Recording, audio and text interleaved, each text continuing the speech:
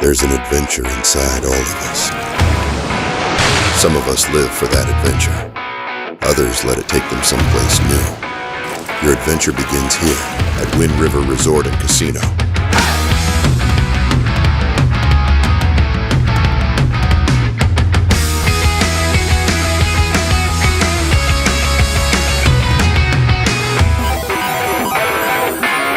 Your adventure begins here at Wind River Resort and Casino. Well, good morning to you all. Thank you so much for joining me here for your this Thursday edition of Coffee with Krueger. Hope you're enjoying a good cup of coffee, or whatever it is you like to enjoy in the morning, especially when we're looking at a beautiful view like this. Here's our Divine Sky Cam overlooking Redding. There's the Sacramento River and Mount Shasta off in the distance. Good morning, everyone. Let's take a look at our Lake Shastina Golf Resort Sky Cam, sponsored by Elwood Ranch. Clear skies. Not a cloud to be seen even over the mountain. Absolutely gorgeous. Of course, there's a big threat with that fire not too far from the Shastina Golf Resort. Taking a look at Jones Valley Resort on Shasta Lake. A little bit of a breeze, creating some ripples in the water there, but also plenty of sunshine to be seen there as well. Now, the visibility is looking pretty good out along the coast, but there still is that marine layer, a bit of that overcast sky that you can see here out in Crescent City Harbor District, for example. You can see what we call a stratus deck. So the clouds aren't very low, but you've got the clouds in place, and that's what kind of giving you those overcast skies out there this morning. All right, let's take a look at your Krueger's Quickcast. It is Thursday, July 23rd. Skeeter meter is fairly low on the scale, on a 0 to 5 at a 2. Be sure to remember to make sure those swimming pools and spas, if you're not using them and don't have chlorine in the works, that you make sure that they're empty. Make sure watering cans are empty. Lawn ornaments and furniture can hold water. And wheelbarrows, right? Those big, basically just buckets that can hold water. And that, of course, can be a breeding grounds for those mosquitoes. You can always call the Shasta Mosquito and Vector Control if you have any comments, questions, or concerns about mosquitoes in your area. Temperatures in the low to mid 60s right now in the valley. So, yeah, despite the fact that it's been fairly warm over the last few days, we are seeing some relief from the heat, even in the valley. Now, we look at our out-the-door forecast, and I mean, it's showing fog, mainly just mostly cloudy skies for many of you along the coast. I think you're going to see some clearing, though, as we do go late in the morning and into the afternoon. Sunny skies, though, pretty much everywhere else, as we saw on those cameras. We're still talking about that big ball of clouds out to our west. That is the remnants from what once was Tropical Storm Elada. It never became a hurricane, but certainly did produce some waves out along parts of the coast of California and even into Baja, Mexico as well. That is moving on out, and I don't expect any more thunderstorms in the forecast anytime soon. So that's good. What's not so good is that it will continue to be hot and dry. But there you can see some of the clearing that we should see for many of you along the coast this afternoon. And here's something new we're talking about. How about those of you that use a swamp cooler to cool off? Now you can get an idea of what to expect. So, for example, in the valley with a temperature of 98 degrees, we use what's called the wet bulb temperature. Now, when we look at the wet bulb temperature, it's a combination, a calculation of the temperature and relative humidity. That's the wet bulb temperature. Now, typically, the output of a swamp cooler is about 2 to 5 degrees above that wet bulb temperature. So the swamp cooler output will be somewhere around 75 degrees under today's conditions if you're in the valley. So just something to kind of keep in mind. Should be able to keep up with the heat. Taking a look at the temperatures out there today, I think we'll stay below 100 degrees in the valley. We'll certainly take that. about 90s for most of the higher elevations. And for tonight, yeah, some of that relief from the heat.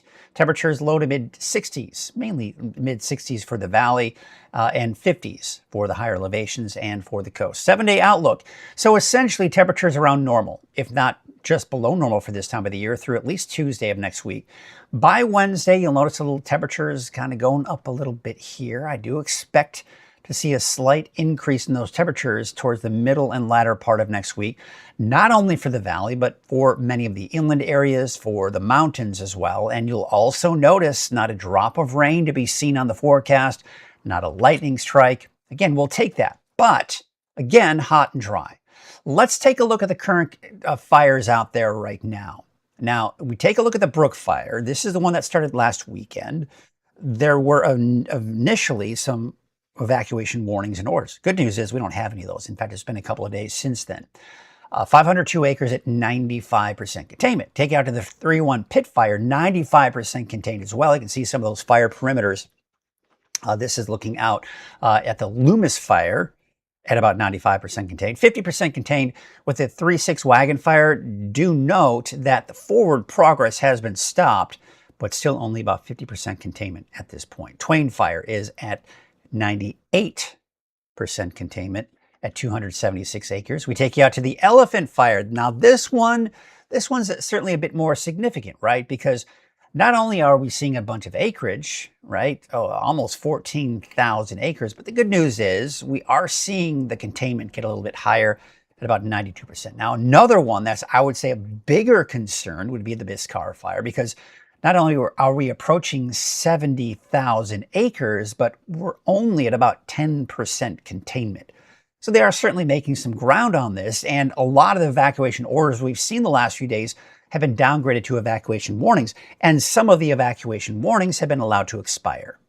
Now, there is still an evacuation order for LAS-553, so if you're watching this and you're seeing this and you live in that zone, I hope you're watching it from somewhere other than inside that zone, because you're not supposed to be there. All right. But again, you've got the evacuation warnings kind of surrounding that. Now, let's talk about the conditions, because the last few days it's been dry lightning being the biggest concern, right? Not so much anymore. It's the winds, it's the dry air and the fuels as a result, and the heat. All of that combined is the reason why we have a fire weather watch for the mountains north and east of the valley. Now, here's another source of information looking at the areas of orange. Now, this is for Saturday in particular, but for all intents and purposes, this could include Friday as well. That is. Wind, dry conditions. But that being said, yes, the winds are picking up, and we are going to see some gusty winds at times, in particular for the mountains north and east of the valley, especially for Friday going into Saturday. But if you look, you'll see that no major wind event. We're not talking 40, 50 mile an hour gusts. We're talking 25, 30, 35 miles per hour. So nothing to be terribly concerned about. You can see on Sunday, it looks like for the north end of the valley and west of I-5, maybe those winds picking up. Now, but another thing that we've got to watch, and which again is typical. Number one, humidity levels, very low, single digits, low teens for the valley and many of the higher elevations. The fire weather risk, well, if you were watching me even last year at this time, this is typically what the map looked like, right? You've got a lot of yellows, you've got a lot of oranges. That's moderate to high fire weather risk. That's normal. That's typical for us. There's nothing unusual about this overall pattern that we're seeing, but it's just one of those things where we can't let our guards down when it comes to fires. All right, so just remember that when you're out and about doing your things throughout the day.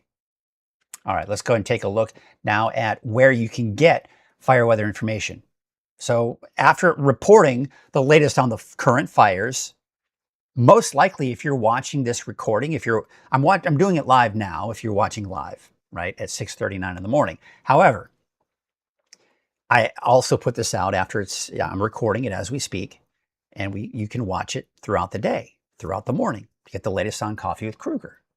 And if you're watching when it's recorded, there's a very good chance some of the information may have changed on the fires. There's a chance that, some of the information may have changed as far as the fire weather watch. I have a feeling that later today, the National Weather Service will upgrade the fire weather watch to a red flag warning. So you can get all of that information.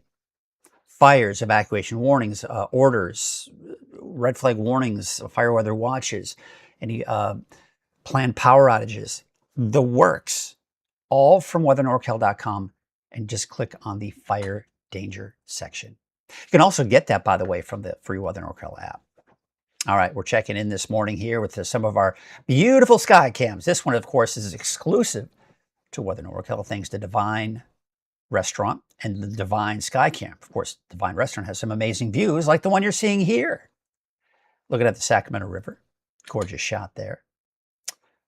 We have got someone checking in from the Castle area saying good morning. Nice and cool this morning from Catherine Schmidt. I want to thank you for reporting that. There is a live look. Jones Valley Resort, Shasta Lake. Looking good. Also sponsored by Elwood Ranch. We take you out to I believe now we're going to go to next. Where are we going to next? I thought it was in there. Oh, I know what happened. Now we can advance it. Can we? Can we? I love technology, man. I mean, come on. There it is. Okay. Thank you, Catherine Schmidt, for reporting that. This is looking out at Lake Chestina, sponsored by Elwood Ranch. Curtis Brown is checking in this morning, too. Oops. Let's go back over here. He's saying, good morning, Mike. We have swamp cooler and AC, but use swamp mostly. I'll keep it inside, tip around 25 degrees. Cooler than outside. I'll keep the inside temperature about 25. I don't know if that's a typo. Maybe 75?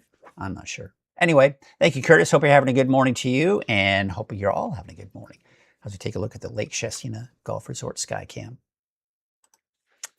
There's a look at Soda Ridge. It's a different perspective, looking out at Mount Shasta. Beautiful shot looking out there.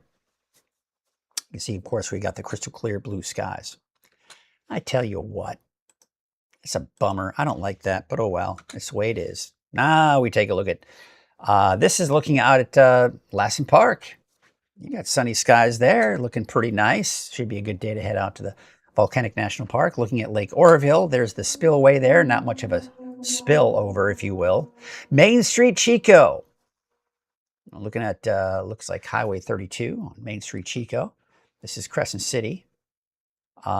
Speaking of the coast, we got someone checking in. There is Christy saying good morning. A foggy 58 degrees here on the coast. I want to thank you, Christy, for checking in this morning. A confirmation that we are still seeing some of those low clouds along the coast. We should probably see some clearing for many of you along the coast today. Jeff Johnson saying good morning. Looks to be a great day. I agree. It does look to be a great day. Should be very nice.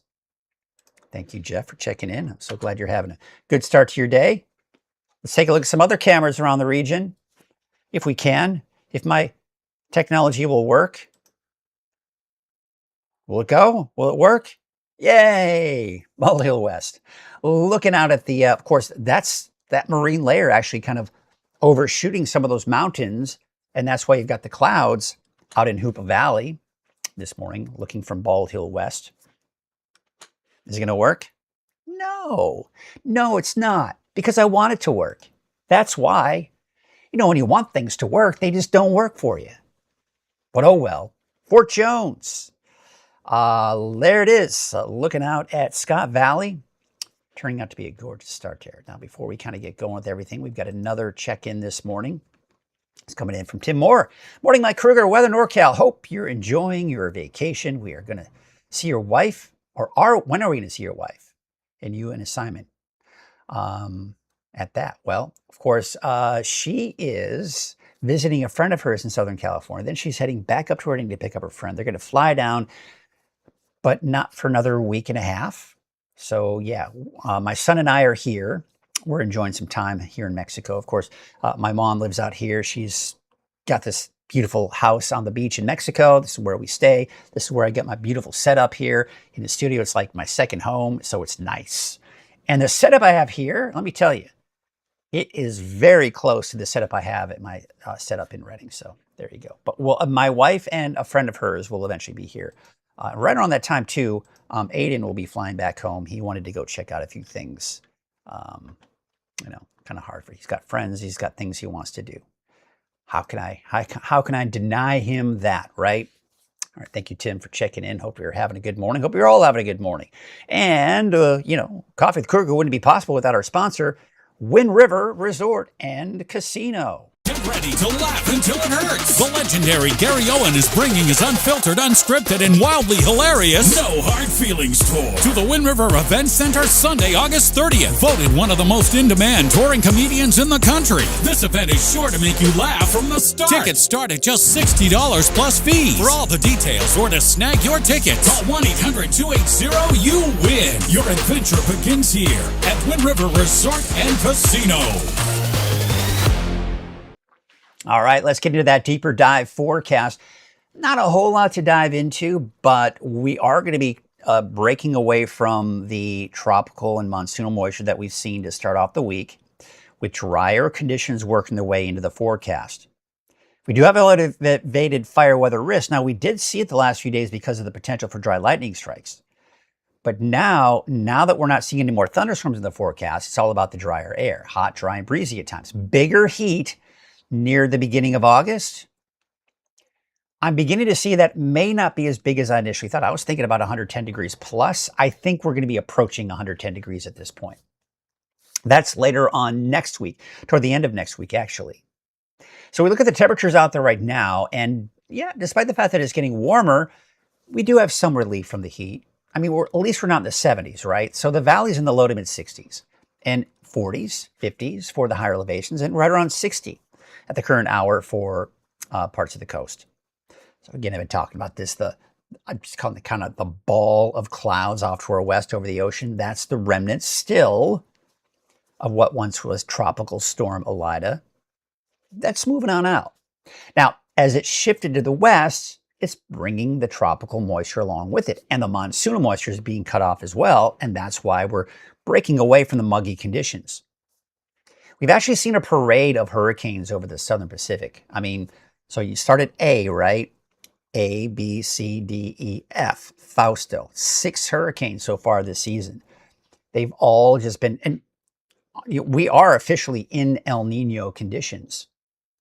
So you've got the warmer waters down to our south, equatorial Pacific. So you've got a warmer source of water down there. And that's why partially why these hurricanes are having a easier time developing. Now, the Elida, which was the previous one, that actually scooted northward way off our coast, but it did have an impact on us in the form of tropical moisture and even helped to bring in some of the monsoonal moisture as well. Fausto, on the other hand, is not moving anywhere near us. It's going to stay to our south and will move pretty much due west toward Hawaii. Now, for those of you who may be going to Hawaii in the next week or so, or if you're watching from Hawaii for some reason, I wouldn't worry too much about it.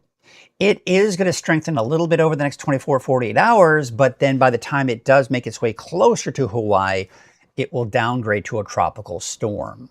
So yes, it will certainly probably have some impacts on Hawaii. Higher surf, more rain, some gusty winds maybe, but probably not expecting any major impacts, at least that they can't handle in Hawaii. But as mentioned, this isn't going to have any impact on us. So let's talk about the heat and longer range. Bigger heat early August, to put a question mark in there, because yeah, I mean, we're starting to see some changes. The European forecast model has been the most consistent with bringing in some of that heat, but really not until next week. This is looking at Tuesday, July 28th. The dome of high pressure still over the desert southwest. We still have a series of storms over the Gulf of Alaska preventing that heat from moving in. But what's going to happen next as we go into Wednesday, Thursday, Friday of next week? That cooler air over the Gulf of Alaska, it retreats. It gives way. And the heat dome over the desert southwest builds closer to us, not directly over us, but closer. Now that's key, because if we had that dome of high pressure right on top of Northern California, yes, easily 115 degrees. But here's what I'm thinking. With that heat moving in, probably approaching 110 degrees, and maybe even hitting 110. Depends on how strong that ridge gets and how far west it decides to move. So we're going to have to be watching this. No guarantees on this exact location of where it is now, but based off of what I've been seeing the last few days, it is starting to show signs of not being as strong as initially thought.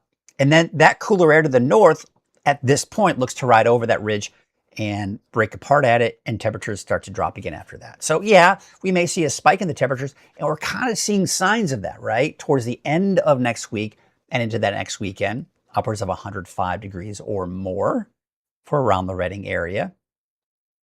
But keep in mind, the normal high is 101 degrees. So we will most likely stay just below that through Tuesday. And then we're only talking about what, 2, 3, 4 degrees above normal for this time of the year as we go into the end of next week, into the weekend. So nothing terribly unusual and nothing we can't handle. The lake levels, breaking news, if you want to call it that. You know, Shasta Lake, all of our lakes have been 100% or higher up until this point. Shasta Lake has now dropped just below 100% of the historical average. Is that a reason to be alarmed? No. This is normal for us to see the lake levels drop this time of the year. Nothing unusual about it. All right. But it's usually good to kind of stay within that 100 percentile range of the historical average. So yes, we are starting to see that drop a little bit more than we probably like. But lakes for this time of the year still healthy, even though they don't necessarily look that way because they are dropping. Take a look at the wave heights. Let's take a look at the next 24 hours. Maybe a little bit higher with those wave heights, but nothing terribly concerning. There's going to be some dense fog out there. We're already seeing, or still seeing, some of the low clouds at least kind of hovering over many of you along the coast. Marine layer, really. But the wind's not that bad, coming out of the southwest at about 5 knots. So here is your neighborhood forecast, sponsored by Dignity Health and Grange Co-op. Mid to upper 90s for Trinity County. And what you'll notice when you look at all of the 7-day forecast, not a raindrop to be seen, not a thunderstorm to be seen, just some clouds for you along the coast. We'll call it partly to mostly cloudy skies. Some mornings better than others when it comes to cloud cover, and some afternoons better than others with more sunshine, right? The inland area is upper 80s, low 90s for the next few days. Siskiyou County, you're talking 80s and 90s, mainly 90s though, and eventually dropping down to the 80s. Take a look at Modoc County. You've got temperatures in the low 90s for the most part. Again, take note, no rain, no thunderstorms. Temperatures low to mid 90s for many of the eastern mountains, although places like Paradise about 89, 87 out in Shingletown. For the valley to the south, easily dodging the triple digits, mid to upper 90s for your daytime highs. For the next 7 days, that's the case also for Chico, and yeah, one yellow sun after the other. Taking a look at the valley neighborhood forecast to the north, 98 degrees for Reading, 99 Palisador, 96 for Red Bluff, and yeah, there'll be some triple-digit heat in there. Off and on, basically upper 90s, about 100 degrees here through Tuesday, and then finally climbing up just barely above normal by Wednesday of next week. So yeah, I mean, we are certainly starting to see some of those changes working their way in. That's it. That's pretty much it. Let's, where is it? Oh, that's what I need to do. There we go. Let's take a look at what is being celebrated today. Today is National Gorgeous Grandma Day. Who has a gorgeous grandma? Raise your hands. It's time to celebrate her. Look at that gorgeous grandma, even just in that picture right there. Hey, today is National Vanilla Ice Cream Day. You know, sometimes when I want a scoop of ice cream, you're thinking to yourself, you know, I don't need anything fancy. Just a nice scoop of vanilla ice cream. So think about your favorite place to get ice cream, and today is the day to celebrate that. National Refreshment Day, whether it, according to theirs, beer, food and beverages. National Lemon Day. Hopefully the fruit, the citrus lemon, and not maybe Lemon Law Day or whatever. So there you go. So very cool. Some cool stuff here to celebrate, including your gorgeous grandma. How fun is that? Let's see, we got Jackie Dixon checking in this morning. See how she's doing. She's saying good morning from Trinidad. Our friend Marine Lair is hanging out this morning. Yeah, thanks for the poor Jackie. And that's what you're looking at there. Not necessarily for the valley, though. It's turning out to be a gorgeous start to the day. Hey, let's take a look at, Reading Divine Skycam. Well, that's going to do it for us this morning. Get out there and enjoy a vanilla scoop of ice cream. Get out there and enjoy and celebrate your gorgeous Grandma Day. Get out there and maybe have a glass of lemonade to celebrate National Lemon Day. All kinds of cool stuff to celebrate, including just waking up this morning. That's enough reason to celebrate, right? So there you go. Well, I hope you all have a great start to the day. I hope you all have a great afternoon. I hope you just make it a good one. Be good to each other today. We're going to have ourselves a great day. We're going to see you tomorrow morning on Coffee with Krueger, bright and early, right here at 6:30. Have a great day.